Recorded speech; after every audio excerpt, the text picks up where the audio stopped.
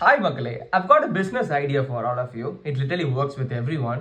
என்னன்னா எல்லாரும் AI use பண்றோம், பட் எவ்வளவுதான் AI நம்மளுக்கே யூஸ் பண்றது? We have to find a way to monetize AI, right? But how do we monetize this AI? That's the $1,000,000 question.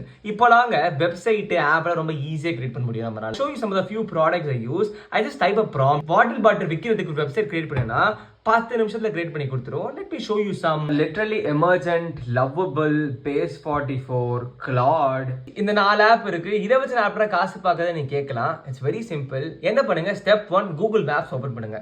உங்க லொகேஷன்ல இருக்கிற சுத்தி இருக்கிற நிறைய கடைகளை பாருங்க. Look at shops where they have good ratings, good reviews but no website.